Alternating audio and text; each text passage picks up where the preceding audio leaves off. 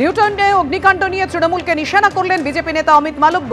ঘুনি বস্তিতে পরিকল্পিতভাবে আগুন লাগিয়েছে তৃণমূল। সোশ্যাল মিডিয়ায় পোস্ট করে তিনি আক্রমণ শানিয়েছেন।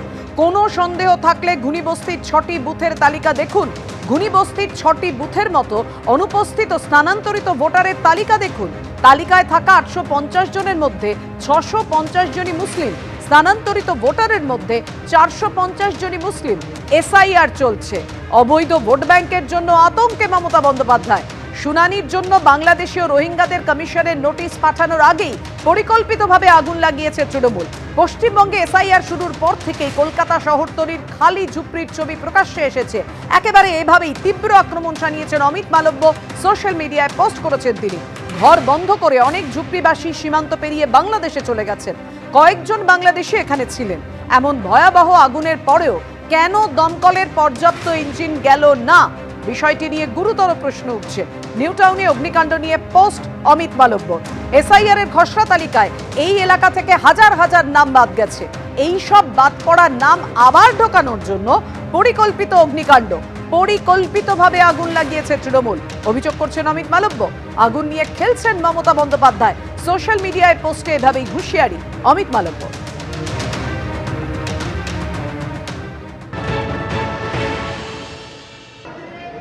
মুখ্যমন্ত্রী ক্যাম্প বানাবেন বলেছিলেন না, মে আই হেল্প ইউ, এটা ওরই একটা পদক্ষেপ। সমস্ত রোহিঙ্গা বাংলাদেশি জেহাদিরা ওখানে ছিল, ওদের ক্যাম্পে আগুন লাগিয়ে দেওয়া হলো। এবার বলবে আর কোনো কাগজপত্র নেই, সব পুড়ে ছাই। এবার ওই ডেস্ক থেকে শুনানির সময় কাগজ তৈরি করবে তৃণমূল। ফিরহাদ হাকিম দায়িত্ব নিয়ে নেবেন বার্থ সার্টিফিকেট দেওয়ার। যদি না পারেন অন্য কোনো পঞ্চায়েত থেকে দেওয়ার ব্যবস্থা করবে। ছি ছি ছি ছি ছি ছি ছি, গরিব মানুষের বস্তি একটা নাম থাকতে পারে। বাংলাদেশি বাঙালি বস্তি নাকি নাম ছিল বলতো, মানে লোকাল এতে যেরকম বলে সেরকম। এবং সেই বস্তিতে কে থাকতে কেউ জানেন, মানে যারা ছিলেন তারা জানি না আমি কারা। কিন্তু এগুলো নিয়ে নোংরা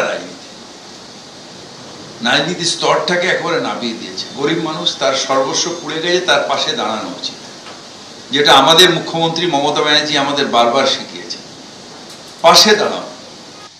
যারা বিপদের দিনে এইটা করে তারা মানুষ না, তারা মানুষ নয়, তারা মানুষের পর্যায়ে পড়ে না, তারা হলো দানব। তাদের কোনো স্থান এই বাংলায় থাকা উচিত নয়। যারা করছেন তারা বাংলার সংস্কৃতিকে নষ্ট করে দিচ্ছেন, বাংলার আমাদের একতাকে নষ্ট করে দিচ্ছেন। এসআইআর এর আগে অবৈধ ভোট ব্যাংকের জন্য পরিকল্পনা করে আগুন লাগিয়েছে তৃণমূল। একেবারে সোশ্যাল মিডিয়ায় পোস্ট করে আক্রমণ শানিয়েছেন অমিত মালব্য। অধীর রঞ্জন চৌধুরী এবং শতরূপ ঘোষ কে কি বললেন পরপর।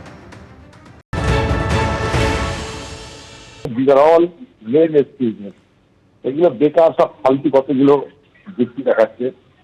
কারণ একটাই যে ওদের যে ন্যারেটিভটা ছিল, কোটি কোটি রোহিঙ্গা আছে, বাংলাদেশি আছে, আছে, এইসব ন্যারেটিভটা এই যে বর্ণনাটা করেছিল, এগুলো এসআইআরের ড্রাফট লিস্টে প্রকাশিত হয়েছে। এগুলো সমস্ত ফালতু কথাবার্তা, আমাদের মানে যাকে বলে আমরা তথ্যবিহীন এইসব কতগুলো অভিযোগ। দেখুন, আমি বলবো বিজেপি তাদের দেখা উচিত, যারা এই বাংলায় বসবাস করছে নেতিবা সম্প্রদায়ের মানুষ, তারা যে হাজার হাজারে বাদ পড়ে যাচ্ছে, যাদের ভোট নিয়ে তারা এমপি হয়, এমএলএ হয়, তাদের ব্যাপারটা তারা গুরুত্ব দিচ্ছে না কেন? সেটা ঝুঁকিতে আগুন লাগছে, ঝুঁকিতে আগুন তদন্ত হতে পারে। তোমার মনে করো আমরা এনআইকে নিয়ে একটা ঝুঁকিতে তার আগুন লাগলো, কিন্তু এই যুক্তি দেখিয়ে কি এটার জন্য এসআইআর দায়ী, স্বাভাবিকভাবে এই যুক্তি অন্তত বাংলায় তার ঢোকে টিকবে না। দেখুন, এসআইআর এ বাদ দেওয়া নাম ঢোকানোর জন্য যদি অগ্নিকাণ্ড হতো, তাহলে আগুনটা নিউটাউনে না লেগে আগুনটা মতুয়া যে বিভিন্ন বিধানসভা কেন্দ্র রয়েছে, গাইঘাটা থেকে শুরু করে রানাঘাট থেকে শুরু করে, যেখানে মতুয়া মানুষের বসবাস, বনগা সাব ডিভিশন, যেখানে এক একটা বিধানসভা কেন্দ্রে 9%, 10% পর্যন্ত নাম বাদ গেছে, ওইসব জায়গায় আগুন লাগতো। অমিত মালব্যদের মাথা খারাপ। ওরা 1 কোটি রোহিঙ্গার গল্প শুনিয়ে এসেছিল, তারপর এসআইআর এর বাস্তবতার সঙ্গে ওদের কথা মেলেনি, এখন এই সমস্ত আলতু ফালতু কথা বলছে। কিন্তু ঘটনা হচ্ছে, আমরা পশ্চিমবাংলায় জানি, অমিত মালব্যর মতো ভিনদেশি তারারা এগুলো জানবে না। আমরা বাংলার মানুষ জানি, এখানে ঝুপড়িতে আগুন লাগানো হয়, তৃণমূল কংগ্রেস ওখানে বিল্ডিং বানাবে, প্রমোটিং করবে।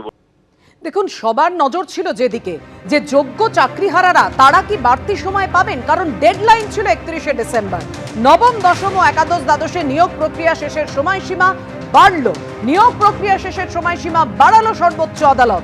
31শে অগস্ট পর্যন্ত চাকরি করতে পারবেন যোগ্য চাকরিহারারা। 2025-এর 31শে ডিসেম্বরের বদলে সময়সীমা বেড়ে 2026-এর 31শে অগস্ট হলো। 8 মাস বাড়ল নিয়োগ প্রক্রিয়া শেষের সময়সীমা। 31শে অগস্ট পর্যন্ত চাকরি করতে পারবেন যোগ্য চাকরিহারারা। 31শে অগস্ট পর্যন্ত বেতন পাবেন যোগ্য চাকরিহারারা।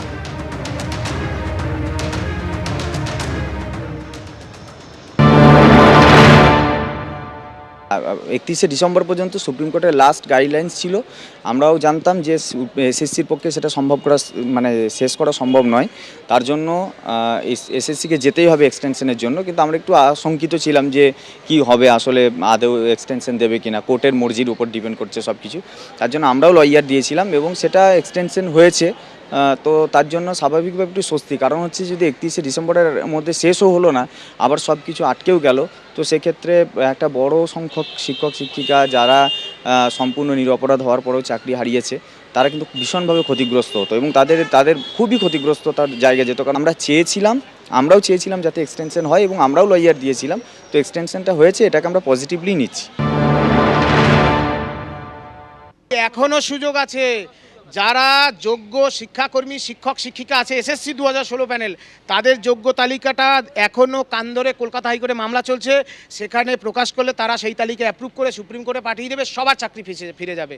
কিন্তু মুখ্যমন্ত্রী চান কেবলমাত্র অযোগ্য যারা টাকা দিয়েছে, যারা ঘুষ দিয়েছে, তাদেরকে বাঁচাতে হবে। 1806 জন কি অযোগ্য শিক্ষকদের তালিকা, জনগণের করের টাকা এই অযোগ্য শিক্ষকদের দেওয়া হয়েছে। আমি বিচারকদের অনুরোধ করব, সুপ্রিম কোর্ট হাইকোর্ট, যে মাননীয় মুখ্যমন্ত্রীর বিরুদ্ধে স্বতঃপ্রণোদিতভাবে ব্যবস্থা নিন। জনগণের করের টাকা খরচা করে তিনি এদেরকে বেতন দিয়েছেন, কেন চাকরি চুরির দায় নিয়ে মুখ্যমন্ত্রীকে গ্রেপ্তার করা হবে না? দেখুন, 8 মাসের এক্সটেনশন এরা যে প্রসেসের মধ্যে দিয়ে আমাদের নিয়ে যাচ্ছে SLST 2, তার জন্য প্রয়োজন ছিল এবং এটা যে হবে আমরা জানি। ফ্রেশ সিলেকশন অ্যাফোরসেট পোস্ট, অর্থাৎ 2016 প্যানেলের যে ভ্যাকান্সি ছিল সেই ভ্যাকান্সিতে ফ্রেশ সিলেকশন লিখে নিয়ে আসলো, ফ্রেশ রিক্রুটমেন্ট নিতে পারলো না টাইমের মধ্যে। এই যত প্রক্রিয়া কেবলমাত্র অযোগ্যদের বাঁচাও, নিজেদের গদি বাঁচাও, চাকরি চুরির দুর্নীতি কোনো মিলিয়ে দাও। এখন ভোট আসছে 26 সালের, মিলিয়ে দাও, গুলিয়ে দাও, ওদের চাকরি দরকার নাই। কারণ মুখ্যমন্ত্রী শিক্ষকদের চাকরি দিতে চান না, তিনি সেই টাকা দিয়ে খেলা করবেন, মেলা করবেন, দান খয়রাতি করবেন, ভিক্ষা দেবেন আর যোগ্য শিক্ষকদের মারবেন। কারণ সুপ্রিম কোর্ট বলেছিল যারা অযোগ্য তাদের বেতন ফেরত দেওয়ার কথা, এখনো পর্যন্ত বেতন ফেরত দিয়েছে? অর্থাৎ চাকরিহারা শিক্ষকরা এটাই প্রশ্ন তুলছেন এবং তাদের এটাই দাবি যে সাময়িক স্বস্তি নয়, দীর্ঘস্থায়ী সমাধান চাই এবং সেটা দিতে পারবে রাজ্য সরকার আর এসএসসি তাদের সদিচ্ছা। নবম, দশম ও একাদশ দ্বাদশে নিয়োগ প্রক্রিয়া শেষের সময়সীমা বাড়ালো সুপ্রিম কোর্ট। 31শে অগস্ট পর্যন্ত চাকরি করতে পারবেন যোগ্য চাকরিহারারা এবং বেতনে। 2026-এর 31শে অগস্ট পর্যন্ত সময়সীমা বাড়ল। 8 মাস নিয়োগ প্রক্রিয়া শেষের সময়সীমা বাড়ালো সুপ্রিম কোর্ট।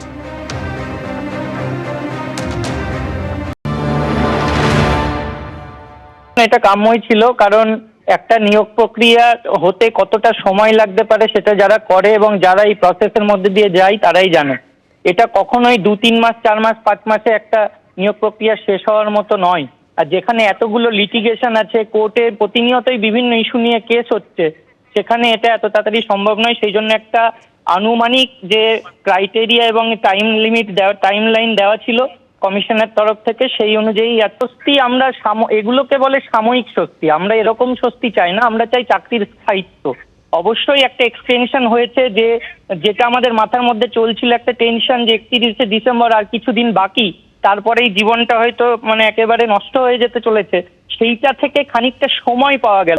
এবিপি আনন্দ, এগিয়ে থাকে, এগিয়ে রাখে।